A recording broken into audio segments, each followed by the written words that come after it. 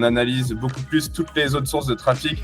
Construire avec bienveillance, c'est probablement peut-être plus long, mais c'est beaucoup plus durable et ça correspond mieux à ma personnalité. Et l'épisode qui sortira bientôt d'ailleurs avec Amaury sur Position Zéro.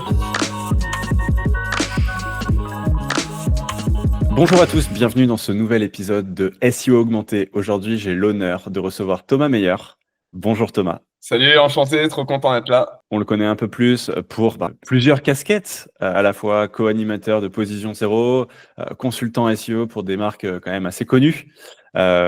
Plutôt que de te présenter, est-ce que tu peux nous en dire un petit peu plus sur toi et justement dire ce qui compte, les casquettes que tu veux mettre en avant aujourd'hui? Ouais, carrément. Effectivement, moi, ça fait 7-8 ans aujourd'hui que je fais du SEO.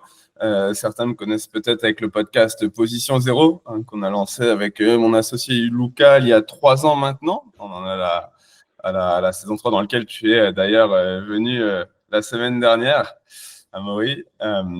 Effectivement, donc 7 ans que je bosse dans le SEO en tant que consultant. Aujourd'hui, j'accompagne des marques depuis un petit moment comme Live Mentor, PlayPlay ou encore le Crédit Agricole sur la partie pro. Donc, pour entrer rapidement, Live Mentor, c'est de la numéro 1 dans la formation pour entrepreneurs en France. Et PlayPlay, c'est un éditeur vidéo qui permet à n'importe quel community manager ou éditeur vidéo de créer une vidéo pensée pour les réseaux sociaux hyper quali en peu de temps. Donc ça, c'est vraiment ma casquette principale d'avancer. Bon, ça m'arrive parfois d'en prendre d'autres en one shot, mais ça, c'est vraiment les gros long terme. Tu vois, pour te donner une ordre d'idée, Live Mentor, ça fait, j'avais commencé en stage en 2018 et je bosse toujours avec eux aujourd'hui. Donc, j'ai fait toutes les stages. J'avais même fait 1 an et demi de CDI. C'était mon tout premier CDI en tant que responsable SEO chez eux. Et du coup, là, je continue de faire ce que je faisais globalement en Head of SEO, mais en free. Et pour PlayPlay, c'est un peu différent parce que Live Mentor n'a pas fait le choix de reprendre un Head of SEO. Je vais faire chez PlayPlay, il y a une Head of SEO qui est Marion et que je salue. Et là, c'est plus de l'accompagnement, travailler avec elle sur tous ces sujets et qu'il y en a plein en ce moment. Donc ça, voilà, c'est ma casquette numéro 1. Casquette numéro 2, c'est le coaching SEO. En gros, j'ai un pôle de 5 à 10 apprenants. Donc j'ai un peu réduit en ce moment par manque de temps. Mais en gros, là, c'est du coaching pur et dur avec un suivi sur Notion, où tu bookes ta session à l'heure, il y a du consultant SEO, il y a de l'entrepreneur et soit on va partir sur des sujets spécifiques, soit on va, je sais pas, pour des consultants SEO, je vais les aider sur des audits, sur, je sais pas, des créations de devis, etc., etc. Et la dernière partie, du coup, peut-être, on va dire la moins rémunératrice, mais la plus fun, c'est tous les projets perso. Donc, le podcast, je lance une formation sponsoring aussi avec Nelly Kempf, le Gros Island que j'organise à La Réunion, qui était un événement qui a rassemblé plus de 200 entrepreneurs avec plein de confs autour du SEO, du marketing, etc., etc. L'édition de site, plein des grosses journées, mais voilà pour un petit peu tous les éléments qui occupent mon quotidien. Et à côté de ça, grand fan de sport. Et j'habite sur l'île de La Réunion, qui est une île fantastique. Dis donc, ça en fait des casquettes. Et effectivement, tu me partageais une photo de la formation que vous allez proposer avec Nelly et vous avez tous les deux des styles parfaitement adaptés à la vie sur une île. C'est incroyable. C'est vrai que Nelly est aussi sur l'île actuellement. On se voit ce matin. Demain, on va faire du rafting d'ailleurs ensemble. Il y a pire comme façon d'occuper son. Comment t'es tombé dans la marmite du. Ça reprend les questions. Le champ lexical pour. Magnifique, j'aime bien la petite touche. Comment je suis tombé dans la marine? C'est assez marrant. En gros, c'était mon tout premier stage de DUT, parce qu'en gros, après mon bac, moi, j'avais fait un DUT technique de commercialisation que j'avais fait à Aix-en-Provence, qui est une ville très chouette. Ce DUT, c'était du coup, c'était vraiment dans la vente, dans le marketing, et en gros, il fallait trouver un stage à la première année, un stage en deuxième année. Donc, la première année, c'était 1 mois. Pareil, je m'étais pris un peu tard, donc j'avais pas de stage, et j'avais un pote à Orléans qui avait un magasin de sport outdoor, tout ce qui est rando, trail, escalade, etc., qui tourne bien. Et du coup, je me suis dit, vas-y, moi, je connais parfaitement les produits parce que je suis fan de sport outdoor. Et du coup, je l'ai aidé en mode commercial, vendeur pur et dur. Et après, je lui ai dit, on fait ça sur la deuxième année, comme ça, moi, je vais pas rechercher un autre stage, j'aime bien faire ça. Et on se dit, ouais, carrément, go. Sauf qu'il m'appelle à 3 semaines de mon arrivée. Et il me dit mince, Thomas, on a une grosse galère, on s'est fait hacker notre site, on n'a plus rien. C'était un site qui était avant sur Jooma, c'était un CMS à l'ancienne, je ne sais pas si ça te parle. Et en gros, le mec proposait une rançon. C'est-à-dire que le hacker proposait une rançon pour récupérer le site. Et je me suis dit, mais dans quel monde on est? Je connaissais pas encore tout ce monde-là. Et je me dis, une rançon carrément, on a vu le mail. Et du coup, on s'est dit, bon, le gars est tout seul avec son associé, il n'a pas les moyens pour payer ce qui était demandé. Et puis, il avait plein d'autres choses à gérer. Donc, il a dit, bah, écoute, c'est quoi, on va killer l'ancien site, on fait un WordPress. Au moins, ça sera sécurisé, ça sera plus propre. Il avait un pote à ce moment-là qui était webmaster, donc il m'a formé pendant 3 semaines au début de mon stage. Et après, c'était full main dans le cambouis. En même temps, je lisais des articles et j'ai réintégré genre 150 fiches produits, retravaillé le site, mais vraiment avec mes armes, quoi, sans rien connaître au truc. Et c'est comme ça que j'ai adoré, que j'ai découvert le SEO. Puis après, je suis allé à Paris en école de commerce et j'ai fait mon tout premier stage plus long de 6 mois. Et c'était pour Play Play. Justement, on était 4 à ce moment-là. Les 2 cofondateurs, Thibaut Aurélien et un autre alternant et moi-même. Aujourd'hui, ils sont plus de 400 avec des bureaux à New York, tu vois, en Allemagne également. Je continue de bosser avec eux. Et c'est marrant parce que j'ai vraiment gardé un lien avec les. Tu vois, j'avais fait un stage aussi chez Live Mentor. On en parlait aussi en début, mais je suis vraiment resté avec des boîtes qui sont vraiment chères pour moi et qui sont. J'ai presque l'impression d'être en interne tous les jours avec eux. Et du coup, donc tu disais que ça fait 8 ans que tu travailles dans le domaine. Qu'est-ce qui a été pour toi, c'est quoi les plus gros changements, soit sur l'écosystème SEO, soit sur ta façon de faire du SEO sur cette période? Ouais, effectivement, il y a énormément de choses qui ont changé en 8 ans. Bon, l'idée, c'est pas de faire une rétrospective de tous ces éléments, mais les plus grandes. les plus grands, bien évidemment, l'IA. Je me souviens, même si je prends un exemple, tu vois, sur le blog de Live Mentor, j'ai écrit plus de 100 articles de blog. Et tu vois, à l'époque, on était vraiment en mode Brian Dean style à faire des articles, tu vois, des énormes guides. Tu vois, par exemple, sur mon guide, si tu tapes mots-clés SEO sur Google, j'avais fait un guide genre de 10 000 mots où j'explique vraiment, tu vois, j'avais pris une semaine à l'écrire le truc. Et c'était vraiment des articles bien denses, bien longs, bien puissants. Tu vois, c'est très style 2018-2020. Là où aujourd'hui, tu vois, avec une logique plus IA, tu vois, on réfléchit en mode plus pyramide, en pyramide de contenu, tu vois, j'ai mis un terme de dire, c'est-à-dire je vais mettre vraiment le plus important en haut, notamment aussi pour pouvoir ranker sur de l'IA, tu vois, même maintenant sur la plupart des articles de blog Live, je demande au rédacteur de faire un petit résumé de 200, 300 mots de l'article, en gros ce que tu vas trouver si tu as la flemme de le lire, et de vraiment être derrière sharp, d'intégrer de la vidéo, d'être beaucoup plus spécifique sur le user intent et pas forcément, tu vois, être sur des logiques de guide ultime ou de, tu vois. Ça, c'est un point qui a pas mal changé. Et puis aujourd'hui, chaque mot doit compter, tu vois. C'est d'enlever le plus le superficiel et comme ça, c'est létal, tu vois. Chaque élément compte, tu mets le plus important en haut. Et après, derrière, il y a toute l'association, mais on pourra en parler si tu as des questions autour de ça par la suite, j'imagine. Ouais, complètement. Tu sais, dans Serpentix, ça dont on parlait aussi en off, c'est une fonctionnalité qui va arriver là très prochainement. Peut-être quand je sors la vidéo, il sera déjà là. Mais sur justement comment tu répartis l'intensité sémantique dans ton article et si tu as justement des zones plutôt grasses où tu as probablement une partie de ton article qui sert à rien pour ta sémantique, est-ce que ça vaut pas le coup soit de l'optimiser mieux, soit juste de la faire sauter parce qu'en fait, tu parles peut-être même d'un hors-sujet par rapport à ce qui est attendu pour cette SERP-là, quoi. Clairement. On fait plus du contenu au kilo maintenant. Il faut faire du contenu maigre. Puis c'est un exemple, je crois qu'on avait pris quand tu étais venu sur le podcast, sur un mot-clé tout bête, par exemple, comment faire un nœud de cravate. Ça sert à rien de faire un guide de 4000 mots où tu expliques l'histoire de la cravate au XVIIIe siècle en Angleterre, sur les différents types de nœuds, etc. Faut se dire, c'est quoi l'intention du mec qui tape comment faire un nœud de cravate? C'est potentiellement un cadre qui est pressé, qui a son premier rendez-vous au client, qui a jamais fait de nœud de cravate et qui se dit, merde, j'ai 5 minutes devant moi.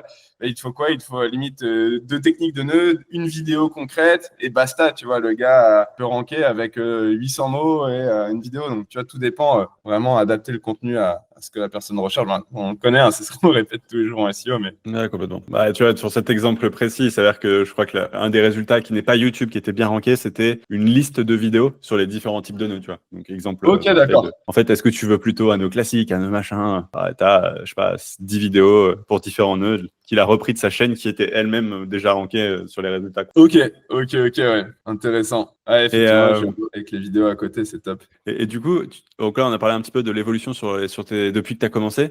Mais qu'est-ce que tu vois, enfin, qu'est-ce que tu anticipes comme changement majeur sur ces 3 prochaines années-là? Bah, déjà, le trafic est éclaté entre plein de, pas en intro, mais entre plein de sources différentes. Tu vois, à l'époque, on se concentrait principalement sur Google. 80 à 90%. Et aujourd'hui, tu vois, on analyse beaucoup plus toutes les autres sources de trafic. Tu vois, moi, je le fais beaucoup maintenant avec Ahref. Je vais vraiment aller chercher comment on se positionne sur du ChatGPT, sur du Gemini, sur du Grok, sur du Perplexity, sur du Bing IA. Même sur, tu vois, tu as la possibilité de voir aussi la visibilité que tu as sur Insta, etc. Et de plus en plus, tu vois, c'est de pas faire du SEO pour Google, mais c'est de faire du SEO, un canal marketing à proprement parler. On va vraiment utiliser aussi toutes les logiques réseaux sociaux, toutes les logiques de brand, même des fois, tu veux juste des trucs tout con, repartager un contenu, des fois, ça va permettre de le mettre à plein de eyeballs différents et de se faire voir sur plein d'autres endroits. De ne pas penser uniquement contenu par le SEO, mais de créer une marque globale via plein de canaux différents pour justement build de cette confiance également et d'avoir plus de chances justement d'être cité dans ces sources de LLM. Mais là, tu vois, avec Livementor, on avait fait le test récemment. Tu vois, quand tu tapes quelles sont les meilleures formations marketing digital, quelles sont les meilleures formations SEO, WordPress en France, Livementor arrive dans le top 3. Et ça, c'est cool puisque nous, ça nous génère une bonne partie de visibilité via ChatGPT. Comment t'expliques que justement ça apparaisse bien? Qu'est-ce que vous avez fait en particulier pour ça, selon toi? On n'a pas fait genre de gros changements sur le page. Après, nous, ce qu'on fait, ce qui reste classique, il y a quelque chose qu'on a fait effectivement pour l'IA, mais ce qui reste classique de manière générale, c'est, tu vois, nous, on part d'une page de vente. Hein. C'est le business model de Livementor de base. Hein. Tu as ta page de vente. Qui est pour nous notre page pilier, donc formation marketing digital, formation SEO, formation LinkedIn, il y en a plein, on a plus d'une trentaine aujourd'hui. Et c'est de les travailler en mode cocon, tu vois, page pilier, article de blog qui renvoie du coup vers ces pages d'opération, d'aller chercher du netlinking à la fois premium sur des spots hyper quali, toujours en comparaison avec la concurrence, du forum et du médium sur de la plateforme de lien. Mais sur la partie IA, de plus en plus, maintenant, on essaye aussi tu sais, de générer du format LLM-full.txt pour, tu vois, derrière, essayer davantage d'être présent, tu vois, sur sur les requêtes IA, en mettant, tu vois, les choses vraiment tout simplement, juste le titre avec un hashtag, les sous-titres avec deux hashtags, le contenu pur et dur, tu vois, on crée un fichier LLM.txt. Je pourrais t'envoyer d'ailleurs une ressource assurée, mais d'ailleurs, il y a quelque chose, il y a un petit tips qui est cool, c'est de s'inscrire sur l'adresse, c'est directory, je crois que c'est directory.llmstxt.cloud. Et tu as juste à cliquer sur Submit. Et en gros, ça va te permettre certains assistants IA de le crawler parce qu'en fait, les assistants IA, ils ne voient pas le contenu comme nous on le voit. Eux, ils vont interpréter du HTML, là où nous, on va interpréter toute la partie visuelle, donc là, tout ce qui est CTA, machin. Et derrière, essayer de ranker là-dessus. Pareil, ce qu'on se disait au tout début, de mettre le gros des informations au début, aussi d'aller taper ta marque sur GPT, d'aller taper tes mots-clés et de voir comment il réagit, comment il met en avant l'information, comment il met en avant tes concurrents, comment il te met en avant, quel mot il utilise pour te décrire toi, tes produits, et essayer le plus possible de répliquer ça pour ranker. Aujourd'hui, il n'y a pas de science exacte, on est plus en mode test, à tatillonner, à essayer les choses. Donc, je n'ai pas une science exacte pour te dire pourquoi on apparaît bien sur ChatGPT quand tu tapes quelles sont les meilleures formations en marketing digital en France, potentiellement aussi puisque Live Mentor et l'IA le prend au compte est une source aujourd'hui qui est bien vérifiée, bien fiable. Tu vois, on est mentionné, on a fait un gros travail aussi de link building, on est mentionné dans on a un gros Trustpilot. Je crois que c'est bien pris en compte aussi ça, les avis Trustpilot aujourd'hui. Je pense que c'est une totalité, tu vois, c'est une préhension sur les réseaux sociaux, etc., qui fait que on arrive à apparaître sur ces sources de trafic. Mais il y a plein de personnes qui travaillent aujourd'hui de comprendre vraiment, tu vois, quels sont les points qui font qu'on rank à l'IA, tu vois, de structurer tes contenus aussi pour l'IA, de minimiser tout ce qui est JavaScript, d'avoir un HTML qui est propre, de laisser les bots IA te crawler, ce qu'on parlait à l'instant, de monitorer ce trafic IA, tout ça, tu vois, toutes ces choses, c'est hyper important pour se rapprocher de plus en plus de ce modèle. Ouais, complètement. Et je pense que, tu vois, on parlait de l'EAT où le SEO n'est plus enfin, tu vois, il faut plus juste penser SEO pour arriver à se positionner en SEO, mais c'est probablement aussi justement par ces principes-là qui sont arrivés déjà il y a quelques années que, en fait, tu peux faire une vraie différence aussi sur les LLM et sur les autres canaux, en fait. Ouais, carrément. Et tout à l'heure, tu parlais donc architecture de site, donc avec l'exemple pour page pilier, page support et tout ça. Est-ce que tu as une bonne pratique de comment structurer l'architecture d'un site pour maximiser expérience utilisateur, référencement? Ouais, tu veux dire d'un site de manière globale ou d'une page pilier comme une formation On pourra voir les deux. On peut commencer par la structure d'un site, donc différentes pages, et après on pourra regarder comment tu t'y prends pour une page en particulier. Ouais, ça marche. Si on prend l'exemple toujours de Live Mentor, classique, hein, c'est toujours de mettre ces pages hyper importantes dans ton footer. Donc nous, si tu vas là-dessus en direct, hein, tu vois que si tu passes le premier onglet, c'est formations, tu passes la souris dessus, tu as absolument toutes les formations qui sont référencées par typologie. Et ensuite, on va mettre également tous nos cours gratuits, puisque si nous, on essaye de ranker sur les cours gratuits, c'est un bon moyen. On parlait aussi au début, mais ce fameux principe de réciprocité, c'est-à-dire tu vas trouver un cours gratuit sur Google, tu vois, on essaie beaucoup de ranker sur cours gratuits SEO, etc. Par exemple, tu vas rentrer ton adresse mail, tu vas recevoir du coup on extrait, tu vois, des modules de la formation pour te les donner gratuitement. Et c'est ce qu'on appelle le principe de réciprocité. C'est-à-dire tu donnes, et éventuellement un jour tu vas recevoir parce que le gars a déjà un pied dans ton produit. Et la prochaine étape, s'il veut, c'est à lui de la donner. Donc c'est vraiment de mettre ça bien en avant et aussi le fait de mettre des contenus qui sont importants à la racine. Ça te permet de les pousser parce que ils sont directement, tu vois, en termes de transmission de PageRank, il n'y a pas mieux. Généralement, la homepage, c'est celle qui a le plus de PageRank. Donc, le fait de mettre ça très tôt, même des fois, tu as des blogs des sites qui vont mettre des articles de blog hyper importants, qui sont hyper volumisés dans une partie ressources, tu vois, du header, parce que ça permet de pousser à fond. Ensuite, pour la structure dont on parlait, là, de pages piliers, ça reste assez classique, tu vois. Toutes nos pages piliers, c'est les pages de formation parce qu'elles sont transactionnelles. C'est là-dessus qu'on fait tout simplement la plupart de notre chiffre, hein, c'est sur les pages de formation. Et donc, c'est se dire comment pouvoir être notre éligible, d'être dans le top 3 sur toutes ces formations. Bon, ce n'est pas le cas sur toutes les formations, mais sur une bonne partie d'elles. Et ça, c'est vraiment passé par première étape, effectivement, avoir un blog très quali. Donc, tu vois, sur chacune des formations, on a créé des cocons. Donc, toutes les formations qu'on a, il y a une catégorie qui existe pour cette formation sur le blog. Donc, TikTok, WordPress, SEO, etc., etc. Et chacune de ces catégories ont du coup des articles qui pointent vers la page de formation et pas que. Et ça, c'est quelque chose que j'avais changé il y a quelques années. Tu vois, si auparavant, on était vraiment plus dans une logique de silo étanche. Donc, tous les articles de la catégorie Instagram renvoient uniquement vers les articles de la catégorie Instagram. Et c'est un peu ce qu'on a changé, parce que ça marche bien pour de l'e-com. Tu dois être un peu plus, tu vois, tu vas pas faire un lien d'un canapé vers tu pourrais, hein, mais vers je sais pas, un truc de salle de bain ou autre. Et donc, on s'est dit, on va plutôt avoir un maillage qui est tolérant, tu vois, c'est plus comme ça que je l'appelle, un maillage qui est mieux pensé, donc qui est pas 100% hermétique. Hermétique, ouais. Ouais, effectivement, mais qui, tu vois, par exemple, si ça fait sens de renvoyer d'un article Instagram vers un article de la catégorie Facebook, alors on le fait parce que ce qui compte, c'est la cohérence sémantique et c'est justement le transfert et la circulation du PageRank autour de topics pertinents. Et tu vois, tout ça, maintenant, on a une formation réseaux sociaux. Cette formation réseaux sociaux va recevoir des articles de la catégorie Insta, Facebook, TikTok, YouTube, Même maintenant, on a créé des fiches métiers et ça, c'est une stratégie qui a trop bien marché. On pourra en parler après si tu veux, une stratégie de fiches métiers pour le SEO. Mais tout ça, tu vois, derrière, ça nous permet de bien monter sur l'information et dedans, on y va en mode porcinet. Aussi, on le fait un peu moins sur du netlinking, sur du contenu en termes de maillage interne. J'ai vraiment envoyé sur tous les articles du formation SEO, enfin sur référencement naturel. Je vais varier un petit peu les angles, mais on y va à fond quoi, sur le maillage interne. Et du coup, je suis ultra preneur d'en parler de ces fameuses fiches métiers. Ouais, forcément, c'est un truc tu vois, qu'on avait lancé il y a un an, maintenant plus d'1 an. Et on s'est dit, en fait, on veut trouver un moyen d'aller chercher plus de traf tout en étant sur quelque chose qui convertit. Tu vois.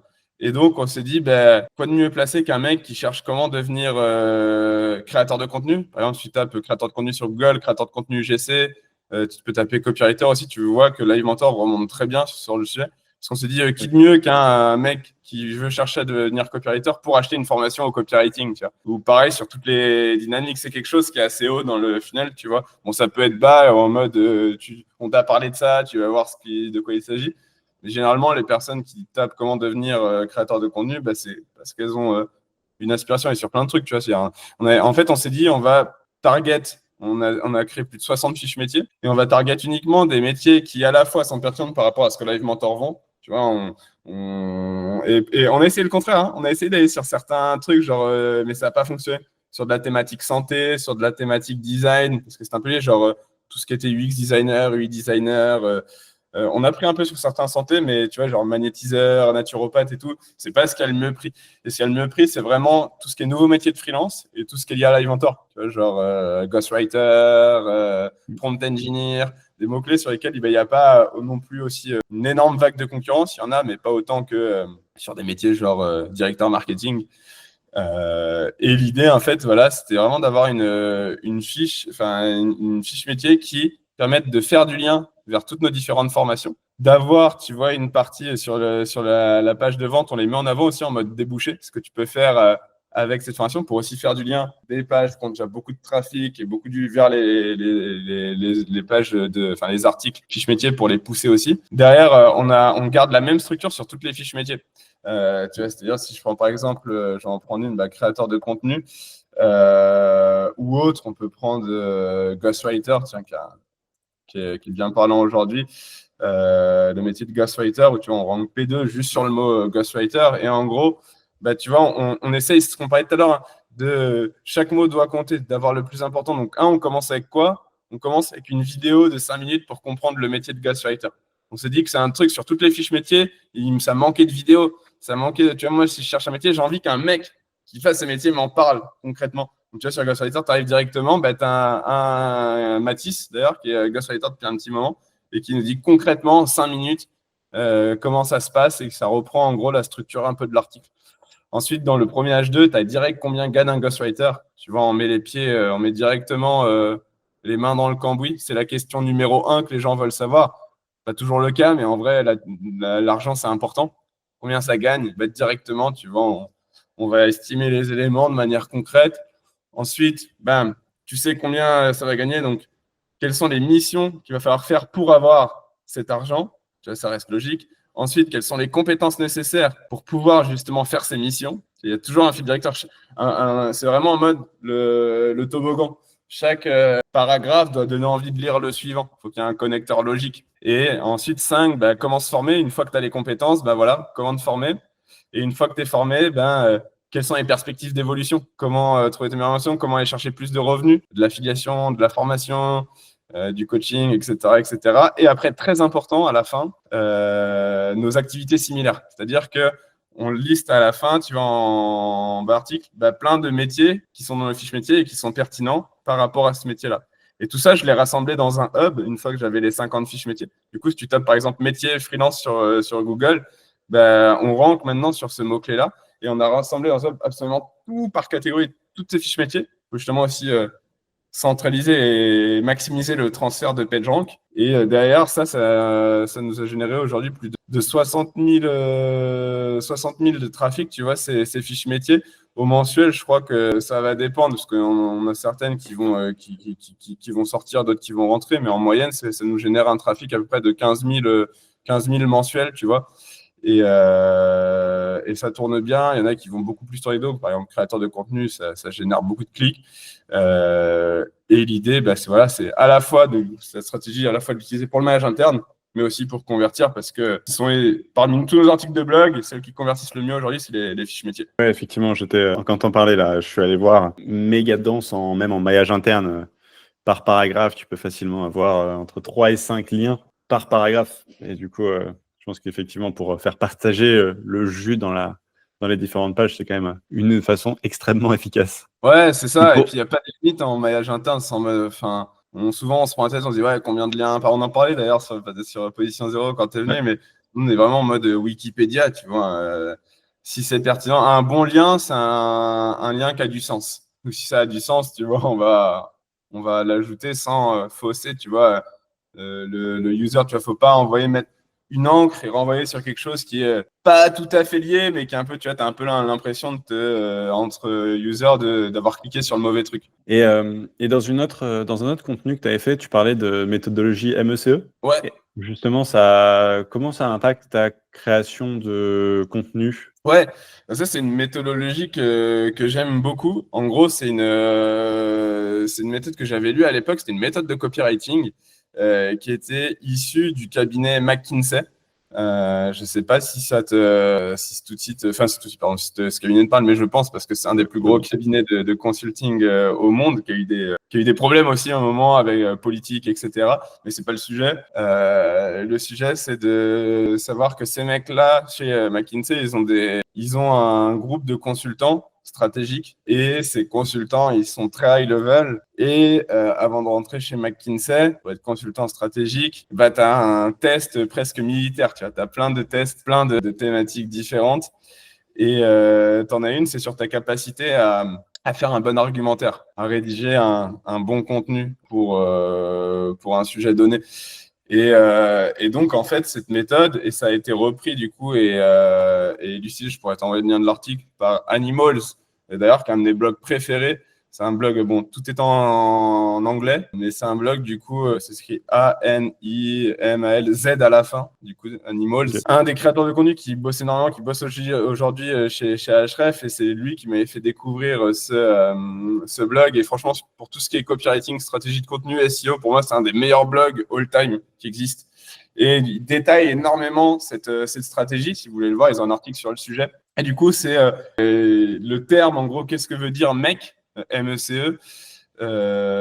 c'est mutually exhaustive et collectively extending. Et en gros, c'est le fait d'avoir un contenu qui est suffisamment, qui a toutes les informations nécessaires sur ton sujet, mais qui ne fait pas de surfacing, c'est-à-dire qui ne dit pas de trucs en trop, qui ne raconte pas du vent, c'est-à-dire d'avoir les éléments clés qu'il faut avoir, mais pas non plus trop raconter sa life pour sortir du sujet. Et on peut prendre un exemple concret sur, regarde, tiens, on va reprendre un peu la création de contenu. C'est comment mettre en place une bonne stratégie de contenu en 2025.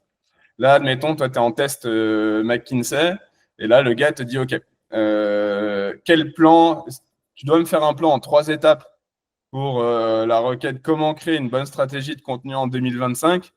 Et ils vont leur demander, ça serait quoi ce plan ? Comment tu fais ce plan ? Et j'aime bien en coaching faire ce jeu en direct. On peut le faire si tu veux en direct. Qu'est-ce que toi, tu mettrais, par exemple, en 3 parties, comment créer une bonne stratégie de contenu ? Qu'est-ce que tu mettrais en H1, en H2 et en H3 pour avoir une structure un peu logique ? Je pense que pour avoir ta bonne... C'est une question compliquée. Plus l'habitude d'être sur les bancs de l'école, mais je pense que tu vois, première étape, ça va être identifier tes sujets, potentiellement. Deuxièmement, ça va être bien structurer tes sujets. Et 3, ça va être bien rédiger tes sujets, tu vois. Et là, je pense que tu as couvert, après, je veux bien ta façon de le structurer, mais je pense que c'est exhaustif parce que ça couvre toute la chaîne, justement, de stratégie de contenu, enfin, juste sur la partie contenu, et exclusif parce que tu es vraiment à des étapes différentes du sujet. Donc, je pense que ça doit être MECE, quoi. Ouais, c'est hyper intéressant comment tu as répondu, parce que tu te rapproches énormément il n'y a pas de bonne réponse, hein, dans n'importe, il y a aucune, je veux dire, sur la partie d'un plan d'article de blog, tu peux demander à des millions de personnes, il n'y a pas une bonne réponse, personne ne te sortira le même plan à la lettre. Mais par contre, il y a une structure effectivement qui va mettre en avant, c'est l'utilité effectivement que tu vas avoir. Et en gros, là, je vais te donner un mauvais exemple, enfin mauvais selon leur façon de voir le contenu. Mauvais exemple, ce serait par exemple, c'est quoi une bonne stratégie de contenu? Pourquoi faire une bonne stratégie de contenu? Et comment mettre en place une bonne stratégie de contenu? Pourquoi c'est mauvais? Parce que déjà, la partie 1 et 2, elles vont se répéter. C'est mauvais aussi parce qu'une personne qui arrive là-dessus, elle sait déjà pourquoi elle doit faire ça. Sinon, elle n'irait pas voir ton article. C'est pas forcément bon parce que tu vas avoir des parties qui sont inégalement réparties. Sur la dernière partie, tu vas avoir peut-être 2000 mots, là où sur la première, tu vas en avoir 500. Et donc, ça te fait des choses qui se répètent, qui sont en surface et qui sont de l'article de blog qu'on voit sur les quatre coins du web. Tu vois, si tu demandes à l'IA de te faire un article, ça va ressembler à ça. Par contre, si tu changes un peu la façon de faire, hein, c'est un peu comme toi, tu l'as très bien vu, bah, tu vois, ça serait plutôt en H2, premier H2, comment planifier tes 3 premiers mois de contenu. Voilà, tu arrives, tu as une stratégie, ben, comment tu vas choisir tes mots, comment tu vas planifier, quel outil, etc. Directement dans le concret. Deuxième H2, donc partie 2, une fois que tu sais que tu as planifié, etc. Comment délivrer efficacement sur ces 3 premiers mois. Donc, comment tu vas faire pour balancer ce contenu, comment tu vas les créer, comment tu vas, donc tu peux partager du screen, du Trello, de l'organisation, de la vidéo, etc. Et troisième partie, après ces 3 mois, comment analyser et faire mieux que les 3 mois précédents. Comment tu vas analyser les résultats de tes premiers contenus, comment tu vas essayer d'itérer, de faire mieux pour te rapprocher de la meilleure stratégie de contenu. Et du coup, pourquoi là c'est intéressant? Parce que tu as un début, tu as un milieu, tu as une fin. Chaque paragraphe s'apporte mutuellement. Tu as une suite logique. Tu passes d'un point A à un point B et tu viens y trouver des éléments qui sont concrets. Là où avant, c'est beaucoup plus éclaté. Tu vois, et tu peux facilement là faire 500 mots, 500 mots, 500 mots sur chaque partie, d'avoir un article qui est équitablement réparti et qui ne dit pas du vent, tu vois. Genre, oui, il est important de mettre en place une stratégie de contenu parce qu'aujourd'hui, le blog est essentiel dans le monde du SEO. Tu vois, on s'en fout de ça parce qu'on le sait globalement. Je mettrai le lien, j'ai trouvé le lien Animals, je mettrai ça en description. Et tu vois, moi, c'est typiquement un sujet sur lequel je trouve que c'est quand même assez long et assez laborieux d'arriver à construire un bon plan. Et donc, c'est pour ça que moi, je sais que sur Serpentix, j'ai créé une fonctionnalité qui te le génère facilement. Et l'objectif, c'est de créer le bon plan pour essayer justement d'avoir ce MECE couvert, mais aussi, tu vois, aller couvrir les intentions de recherche qui sont un sujet super important et qui me permet de faire la transition avec le point suivant. C'est dans un autre de tes contenus, tu parlais de requêtes à faible volume que tu appelles tes poulains, je crois. Et est-ce que tu peux nous en dire un peu plus sur justement comment tu structures ton analyse d'intention de recherche pour bien répondre à chaque requête et bien te positionner? Ouais, effectivement, c'est marrant que tu ressortes ça. C'est un terme que j'utilisais pas mal à l'époque. Ça fait un moment que j'en avais pas reparlé, mais ça veut dire que tu t'es bien renseigné. Et c'est effectivement une méthodologie une façon de voir les choses que j'aime beaucoup. Pourquoi je parlais de poulain? Parce qu'en fait, tu as plein d'outils SEO et Ahrefs y compris, SEMrush, etc. Qui, quand tu vas leur taper un mot-clé, tu vas avoir 0 de volume de recherche. Derrière, tu vas taper ce même mot-clé sur Google et tu vas voir qu'il y a du forum, tu vas voir qu'il y a des articles de blog nouveaux, récents. Tu vas voir que tu vas aller sur Twitter, tu vas taper ce mot, tu vas voir qu'il y a des influenceurs qui en parlent. Tu vas voir que, tu vois, il y a plein de sujets pertinents.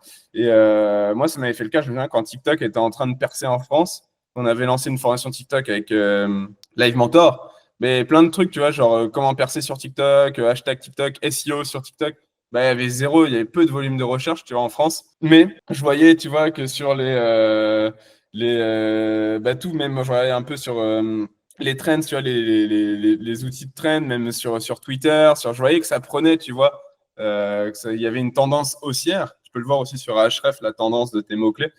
Et en gros, si effectivement, je me disais que si mon mot-clé, si certes, il a affiché 0 sur un outil de recherche, mais parce que les outils, les SEO, c'est pas leur objectif numéro 1 de mettre à jour tous les volumes sur chaque mot-clé. Genre, sinon, ils auraient. Ça, c'est un taf monstre. Il y a plein d'autres choses aussi sur lesquelles travailler. Donc, du coup, je me dis, OK, si ce mot-clé a 0 de volume de recherche et que quand je le tape sur Google, il n'y a que dalle qui apparaît ou des trucs complètement différents, je me dis, OK, alors là, oui, go, on est vraiment sur quelque chose qui n'est pas. Je vais pas me perdre mon temps là-dessus. En revanche, si il y a zéro volume de recherche, mais quand je le tape, je vois qu'il y a plein de choses sur les réseaux sociaux aussi ou autres, ça veut dire qu'il y a quelque chose d'intéressant à jouer, tu vois. C'est-à-dire que dans 6 mois, certes, si aujourd'hui tu as zéro de trafic, tu peux être sûr que tu vas retourner sur Ahrefs, tu vas voir que tu en as, tu vois. Et donc, j'aime bien ces mots-clés. Pourquoi? Parce que c'est 90% de la concurrence qui dit, OK, il n'y a pas de volume, donc je mets de côté. Je vais pas le prendre, tu vois. C'est pour ça que moi, de plus en plus, maintenant, dans mon SEO, je mets beaucoup de côté le volume de recherche. Bon, sauf pour des projets un peu plus gros, tu vois, par exemple, pendant 5 glossaires play, c'est des choses qui vont un peu m'intéresser aussi, mais c'est pas la même logique. Sur des contenus un peu plus deep ou autres, c'est vraiment intéressant d'aller sur ces poulains qui vont devenir des chevaux. C'est un peu ça l'expression, tu vois, par la suite. Et derrière, d'aller les couvrir. J'avais eu plein d'exemples. J'avais fait des posts LinkedIn sur ça, sur LinkedIn, justement, où je montre un petit peu la différence entre, tu vois le screen où tu as 0 sur Ahrefs, et tu vois le screen où quand je mets mon lien sur la Search Console, où tu as genre 300 de trafic mensuel, tu vois. Donc tu te dis 0, ouais, pas forcément. Effectivement, si tu as du contenu sur les réseaux, ça veut dire que c'est des termes que les gens emploient. Et donc, de là à ce qu'ils les emploient que sur les réseaux sociaux, en fait, ça va fuiter sur Google et donc il va y avoir de la recherche si ce n'est pas déjà le cas. Mais moi, j'ai plein d'exemples de notamment SEO local où quelque chose plus ville, soit il n'existe même pas sur les outils en termes de mots-clés rankés, soit il est à 0 ou à très peu. Et en fait, ça te fait des sites avec du trafic et qui peut avoir de la valeur. Donc complètement d'accord. Et comment en gros, ça te permet de cibler ça, et comment tu fais pour répondre à l'intention de recherche?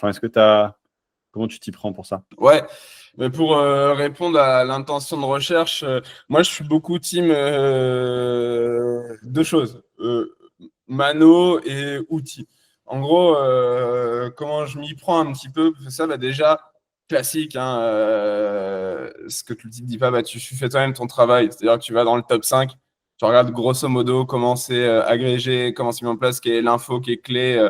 Tu vois, on prenait l'exemple sur position 0 du mot-clé baffe d'escargot qui est intéressant. On en a beaucoup parlé, c'était un peu notre exemple fil rouge. C'est l'épisode qui sortira bientôt d'ailleurs avec Amaury sur position 0, qui était top. Et effectivement, c'est un mot-clé où tu vois, on se disait que c'était assez triste, entre guillemets, de réduire l'intention de recherche à 4 catégories que sont informationnelle, transactionnelle, navigationnelle et commerciale.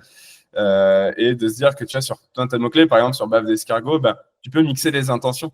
C'est-à-dire tu peux à la fois avoir un contenu, et c'est ça, les premiers contenus, ils vont parler des bienfaits, parce que tu arrives là, tu ne connais pas forcément ce terme, c'est un terme qui est nouveau, donc tu veux ça. Qu'est-ce que la baffe d'escargot va faire à mon corps? Comment je peux l'utiliser?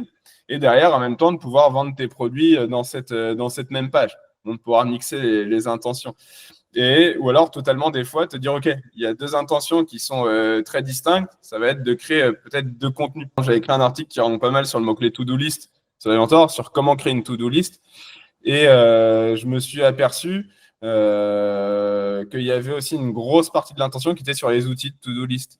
Je pourrais les intégrer à l'article, mais en gros, là, il y a vraiment un 50-50. Donc, je me suis dit, je vais créer un article à part, genre les meilleurs outils de to-do pour créer ta to-do, parce que c'est quand même deux intentions différentes. Et sur Ahrefs, c'est un truc qui a été assez cool. Donc, une fois que tu as fait ce travail à la mano, de comprendre les choses, qui te permet, une fois que tu as mis ton mot-clé, tu cliques sur Identify Intent et ça te donne les pourcentages.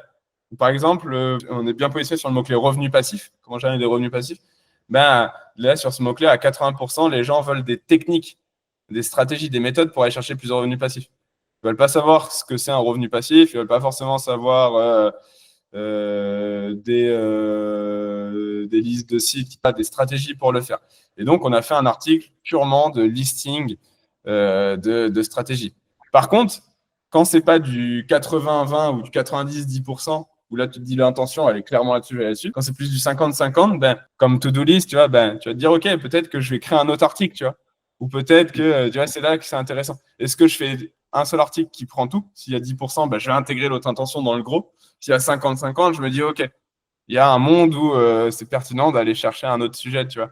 Et après, dernière étape, bien évidemment, c'est si tu fais cette optique-là, c'est de taper tes deux mots-clés. Si tu vois qu'en tapant comment créer une to-do list et outils to-do list, tu as la même chose qui tombe, ça ne sert à rien d'aller créer deux contenus parce que c'est la même intention. Par exemple, comment perdre du poids et comment perdre ses poignées d'amour, pas le même mot-clé, hein, certes, mais je suis sûr que c'est les mêmes contenus qui tombent. Tandis que si c'est différent, tu te dis, OK, il y a bien deux intentions différentes, donc let's go, je peux y aller. Complètement. Mais moi, je suis assez fan du principe que un contenu peut se positionner sur plusieurs mots-clés, mais peut aussi répondre à plusieurs intentions, parce qu'en fait, quand le mec va faire une recherche, il a potentiellement plusieurs questions ou plusieurs objectifs. C'est l'angle que j'ai pris sur Serpentic, tu vois, dans l'onglet intention de recherche, on en parlait chez vous. Ouais, Tu vas avoir l'ensemble des objectifs de la personne, voir comment les concurrents y répondent, et essayer toi de faire un article plus complet. Tu vois, le fameux, ce qu'on vient de dire tout à l'heure, c'est complet, donc exhaustif et exclusif pour traiter des ouais, sujets qui sont quand même pas de la redite. Et tu vois, et sur une deux pages, on en parlait en off avant, tu as ouais. une fonctionnalité qui te permet de connecter ton site et de trouver justement en fait, potentiellement, tu vois, sur tes petits poulains là, que tu n'as pas encore de visibilité sur les outils, mais en fait, la réponse est dans ta Search Console. Et vu que tu as fait des contenus qui sont larges ou potentiellement le terme que tu veux envisager et positionner sur une de tes pages, Hmm. il va voir que tu as de l'impression là-dessus, que c'est une intention qui est différente, et donc te recommander d'aller créer ta page dédiée pour ce sujet-là en particulier, ce qui te permet de faire de l'exploration, mais enfin orienté par la donnée de ton site, et qui va du Ouais. coup en fait permettre de prioriser. Si Google positionne ton site sur un mot-clé pour lequel tu n'as pas de page, avec une page qui n'est pas adaptée, c'est que d'un, tu as la puissance pour y aller, et deux, qu'est-ce que ça donne le jour où tu as une page dédiée, quoi. Ouais, non, mais c'est hyper important. Et c'est pour ça que je trouve ton outil trop bien, un deux pages, pour comparer certains autres, parce que justement, ça peut être très dangereux, parce que le duplicate content, ça peut être dangereux. Ou même parfois, moi, j'ai eu plein de cas de figure aussi, où, tu vois, c'était le cas récemment avec PlayPlay, où par exemple, on avait un article de blog qui rankait devant la page qui était importante pour nous, la page business, tu vois, genre, c'était sur Voix Off IA, je crois. On avait un article, c'était comment intégrer des voix off sur TikTok, qui était devant notre fonctionnalité de voix off, tu vois. Et des fois, ok, c'est de te dire, ok, bon, bah, du coup, je vois que Google met davantage en avant ce truc. Est-ce que, du coup, est-ce que je devrais pas vraiment revoir déjà à fond ce contenu, peut-être mettre directement le lien vers l'autre page, ou parfois ça arrive que je vais faire ce qu'on avait fait chez Merciable, de tenter un coup de poker, de te dire, bah, ok, bon, l'article blog est pas trop important pour nous, mais la page, elle l'est. Bah, ça va être de faire une redirection. Tu vois, tu prends une partie de ce contenu, tu l'ajoutes sur ta page, tu rediriges en 301 et du coup, bah, ça va remonter sur la page. Tu prends le contenu qui fait que ça rank sur l'article, tu le mets dans ta page de vente et tu fais une redirection de 301. Et ça, on l'avait fait, je l'ai fait sur certains mots-clés et ça a fonctionné sur certains sujets. Parfois, ça ne peut pas du tout fonctionner, mais c'est hyper intéressant de voir, OK, qu'est-ce qui remonte en plus. Et des fois, il suffit juste de taper ton nom de marque et ton mot-clé. Et puis tu vas le voir, ce qui tombe tout mot-clé est ton nom de marque, et tu vas voir lequel tombe en premier, tout simplement. Ouais, complètement. Et j'ai fait une vidéo justement sur la cannibalisation, c'est un sujet que j'aime bien, Ouais, et je la mettrai en fiche ou en description pour que vous puissiez la retrouver si vous voulez creuser le sujet, parce qu'effectivement, il y a plein de façons, soit retravailler tes sujets, merger tes sujets, rediriger tes sujets. La cannibalisation, c'est vraiment dommageable, parce que tu fais plus d'efforts et en fait, tu as moins de résultats. Du coup, c'est clairement dommage, quoi. ah ouais, non, carrément, carrément, carrément. Donc non, top, tu as bien fait de créer cet outil. Effectivement, c'est un sujet qui est vraiment hyper important en SEO. Et, euh, et on peut vite voilà, se marcher dessus, tu vois, créer, quand tu es dans le guidon comme ça, créer plein de pages qui au final vont se manger. Et puis il y a deux types de cannibalisation. Il y a à la fois la cannibalisation de l'intention et à la fois la cannibalisation du contenu. Tu vois, où des fois, quand tu générais là, pour voir les cohérences sémantiques, des fois, je voyais qu'il y avait 50-50 de cohérence sémantique. Donc, tu as 50% du contenu qui est présent aussi dans ce contenu quasiment, tu vois. Donc là, au-delà même de se cannibaliser, bah, tu peux te choper des pénalités, tu vois, d'avoir des contenus qui sont très similaires et c'est pas bon pour ton SEO. Ouais, complètement. Tout à l'heure, on parlait IA. Euh, pour toi, c'est quoi, enfin, comment t'intègres l'IA justement dans ton processus? T'en parlais un petit peu sur ton époque où tu rédigeais beaucoup de contenu sur Live Mentor, que tu as fait évoluer un petit peu cette façon de procéder. Comment t'intègres l'IA dans ton processus de recréation de contenu? Ouais, bah, aussi, je l'utilise pas mal aussi en ce moment pour toute la partie, pour m'aider aussi sur les choix des mots-clés et des éléments. Par exemple, tu vois, je vais vraiment lui dire, OK, je lui donne un énorme persona euh, de Live Mentor et je lui dis, OK, basé sur ce persona, tu vois, pour la recherche de mots-clés, par exemple, là, on lance une nouvelle formation autour de l'automatisation et du no-code. Autour de ce persona, quelles sont toutes les questions importantes que tu te poses, qui te posent problème au quotidien, qui te font peur, etc. pour déjà, tu vois, de partir du persona et d'avoir des idées de contenu qui sont pertinentes. Et derrière, aussi, maintenant, de plus en plus, ça dépend des projets, mais je vais aussi pas mal m'aider sur de la création de contenu. Par exemple, là, je te parlais de la stratégie de glossaire avec PlayPlay. On est en train de mettre en place un glossaire pour tous les termes un peu autour de vidéo marketing, comme par exemple watch time YouTube, tu vois, Evergreen Content, etc., etc. Enfin, il y en a plein. On en a priorisé, on en a 200 à lancer, mais on en a priorisé 30 et qu'on va faire, tu vois, US, France et Dutch pour vraiment aller chercher du trafic sur différentes langues. Et en gros, bah, tout ça, on a défini, tu vois, une structure concrète, genre la définition marquée, tu vois, en gros, dans un champ gris, des exemples concrets, comment le mettre en place et du lien vers des définitions qui sont liées, tu vois, des termes qui sont liés pour faire du maillage interne dans le glossaire. Et pour ça, tu vois, ce qu'on a fait, c'est j'ai demandé à notre rédactrice de rédiger une version parfaite à la main d'un article glossaire qu'on aimerait bien pour avoir une version un peu type. Derrière, tu vas nourrir ton IA en ce moment. Certes, tu vas utiliser l'IA, mais tu l'auras tellement nourri et restreint que tu vas avoir quelque chose qui se rapproche vraiment de ce que tu veux. Surtout que tu lui as donné des exemples de base qui te plaisaient. Et ensuite, derrière, ça va être de faire une petite repasse humaine quand même, parce que c'est hyper important pour le fameux gap de contenu, parce que des fois, l'IA va pas te mettre ce gap de contenu, mais de comprendre, tu vois, qu'est-ce que les concurrents mettent en avant et que toi, tu ne vas pas mettre en avant s'il n'y a pas un sujet que tu aurais omis de parler qui est hyper important. Et surtout, comment tirer parti de la concurrence. Par exemple, le résultat 3 et 4 en parlent, mais pas le résultat 2. Le résultat 3 parle de ça, mais pas le 2 et le 4. Donc peut-être d'agréger tout ça et de sortir quelque chose qui à la fois n'est pas 100% abordé par tes concurrents, mais qui est aussi qui n'est pas dit sur les 4 coins du web, tu vois. Ce qui n'est pas dit sur Wikipédia, qui n'est pas dit quelle est la valeur nouvelle que tu vas poser sur la table, en gros. Derrière, voilà, c'est un peu, tu vois, la manière dont je vais utiliser l'IA aujourd'hui. Après, je l'utilise pour plein de sujets qui ne sont pas SEO, plus organisationnel, personnel ou autre. Mais voilà, sur de la création de contenu, pour pouvoir le détailler un peu plus. Comment tu mesures ou priorises justement tes choix SEO pour prendre en compte la conversion, enfin prendre en compte la valeur business de ce que tu proposes? Comment je priorise mes choix de contenu, c'est ça? Ouais, c'est ça. Enfin, en gros, comment tu fais pour avoir du SEO qui a un bon ROI? Ouais, ok, très clair. Effectivement, déjà, c'est de partir des pages clés de ton client. C'est de dire, OK, tu arrives, on va dire, OK, tu signes un nouveau client, tu arrives, l'idée, c'est de comprendre par où vous faites du business, tu vois, quelles sont vos pages clés. J'aime bien aussi lui dire, si demain, dans un exemple parfait, on prend aller à 1 an, 2 ans, si je vais te dire tes premiers sur telle ou telle requête, ce seraient lesquels sur lesquels tu aimerais être présent, tu vois, celles qui te ramènent vraiment du chiffre. Et ensuite, c'est de baser vraiment ta strat sur ça.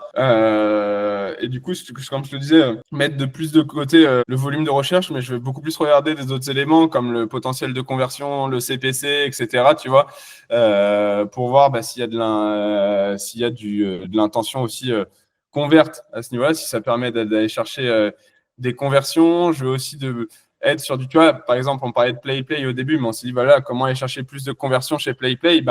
On a un outil qui est fantastique, mais cet outil est payant. Et du coup, c'est de dire, on va le mettre davantage dans les mains de notre user final. Et du coup, on s'est dit, vas-y, on va sortir parmi tout le catalogue de fonctionnalités, on va en sortir 6 qui sont pertinentes, qui ont du volume de recherche, c'est-à-dire qui sont pas mal recherchés et qui derrière permettent, tu vois, de ce fameux sentiment de réciprocité, de te dire, OK, l'outil est cool, je vois tout ce que je peux faire d'autre avec cet outil. Et du coup, derrière, de passer à l'action. En plus aussi, c'est top parce que les outils gratuits, c'est un super marronnier à backlinks pour les sites qui vont te mentionner parce que c'est pratique et utile. Et donc, on a sorti ça. Tu vois, dedans, il y a par exemple générateur de vidéo IA, donc prompt de texte à vidéo. On a la création de voix off IA, on a l'intégration de sous-titres IA, la génération de posts pour les réseaux sociaux, URL to vidéo, tu mets l'URL d'un article, ça te génère une vidéo. Et tout ça, ça va nous permettre, nous, d'aller récupérer du mail, d'aller donner en fait un petit échantillon de produits et derrière de pousser à la conversion. Donc ça, c'est des choses qui sont intéressantes. Après aussi, de plus en plus, j'en parlais aussi pas mal avec Romain Langlais de chez Agicap, qui disait qu'ils ont mis en place une logique de page comparative, de page versus. Et en gros, tu vois, ça représente peut-être 5% de ses contenus, mais ces 5%, ils représentent énormément de conversions parce que tu vois, par exemple, pour PlayPlay, ça pourrait être meilleure alternative à Canva, meilleure alternative à Submagic, ou faire des comparaisons d'outils, Submagic versus PlayPlay, tu vois. Pour Livementor, on le fait aussi pas mal. Meilleure formation IA, meilleure formation SEO, nous, on va se positionner en premier. Et le fait de créer des articles lisses comme ça aussi, c'est super pour les résultats LLM. Tu vois, on va créer. Et ça, tu peux facilement utiliser l'IA. Moi, j'aime bien utiliser l'IA pour des trucs qui ne demandent pas forcément de réfléchir. Tu vois, quand tu fais un article liste, tu n'as pas besoin d'un rédacteur qui va. En revanche, tu fais un article sur comment créer une bonne strate de contenu, l'exemple qu'on a pris tout à l'heure, bah, c'est important d'avoir une touche humaine, tu vois, parce que des fois, c'est chiant, tu le vois directement, un contenu IA. Et sur article liste, nous, on le fait, genre meilleure formation de GPT, meilleure formation IA, meilleure formation. Je crois que sur meilleure formation ChatGPT ou meilleure formation IA, on rank dans le top 3 avec Live Mentor. Et c'est un article qui est purement IA, qui est purement 100% IA. Et derrière, on se fout en premier et ça permet derrière d'être repris par les LLM. Et quand tu lui demandes quelles sont les meilleures formations, bah, il va prendre en compte aussi ce contenu qui est bien positionné pour ranker dans le listing. Et sur tout ce qui n'a pas besoin de valeur ajoutée, tu vois, même du glossaire. Derrière, tu rajoutes de la valeur ajoutée, mais c'est pas un truc où tu as 100% besoin. Les meilleures formations, les meilleurs outils, liste des meilleurs outils de productivité, bah, l'IA sera meilleure que toi, en vrai. Donc pour ça, tu vois, il y a aussi cette part de contenu, tu vois, là où je peux me permettre d'y aller, là où où j'ai plus besoin d'avoir quelque chose de dense, de concret. Ouais, complètement. Et c'est le moment de vous dire de vous abonner à cette chaîne, parce que toutes les semaines, j'interviewe un expert ou alors je fais un contenu orienté SEO sur comment résoudre un problème en particulier. Donc, si ce n'est pas déjà fait, il y a un gros bouton rouge en dessous qui te permet de t'abonner. Dis-nous ce que tu en penses en commentaire, mets un like, partage-le à ton collègue SEO qui profitera de tout ça. Et en description, il y a un lien qui va te permettre de récupérer les 5 points essentiels de cette interview. Donc, le résumé des 5 points que tu pourras garder à côté de toi pour garder les pépites que Thomas nous a partagées aujourd'hui. Donc, si ce n'est pas le cas, abonne-toi et télécharge ce guide. Ça fera une vraie différence dans ton SEO. Et on a déjà fait un beau tour justement de plein de sujets passionnants aujourd'hui, Thomas. J'aimerais bien te poser une dernière question. Si tu devais parier sur 3 compétences pour ces 5 prochaines années que tu voudrais développer ou que tu voudrais approfondir, ça serait quoi? C'est une très bonne question, j'aime beaucoup. J'en avais parlé un petit peu récemment dans un post que j'avais fait.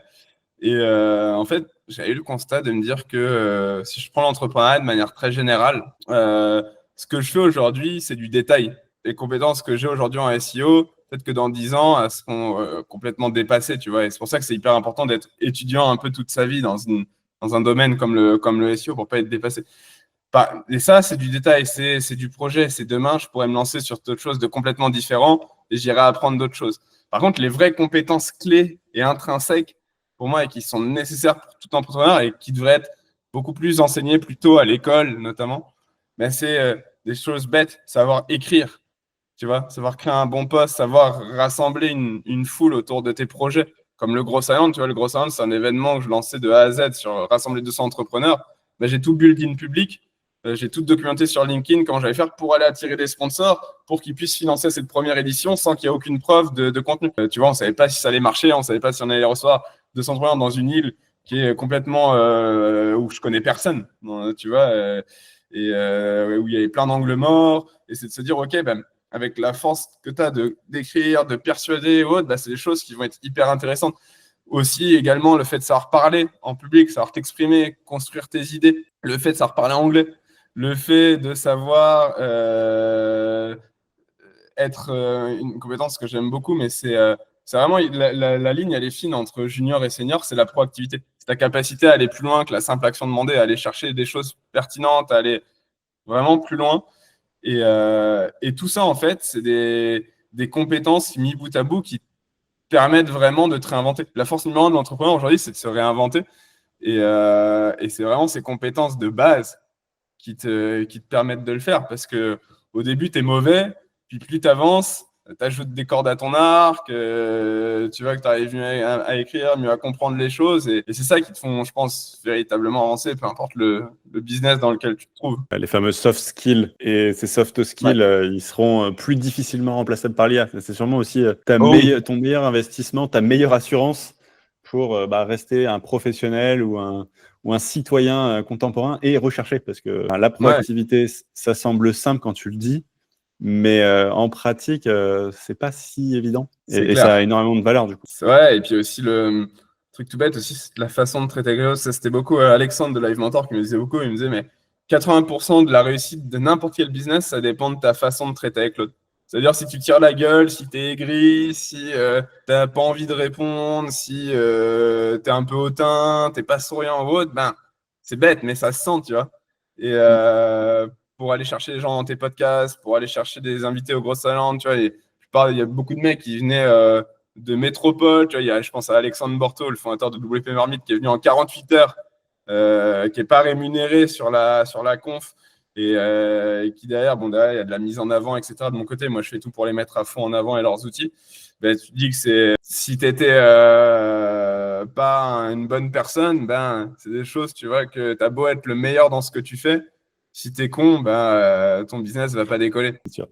Après, tu vois, même plus largement, enfin, je pense que c'est des histoires de karma, tous ces trucs-là. Je pense que construire avec bienveillance, c'est probablement peut-être plus long, mais c'est beaucoup plus durable et ça correspond mieux à ma personnalité et à pas mal de personnalités.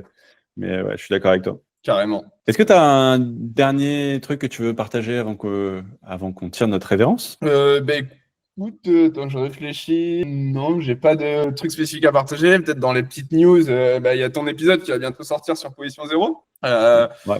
Quand celui-là sortira, il sera sorti depuis un petit moment, mais je le mettrai en description pour que vous puissiez aller le voir. Trop bien. Et quelles sont nos news?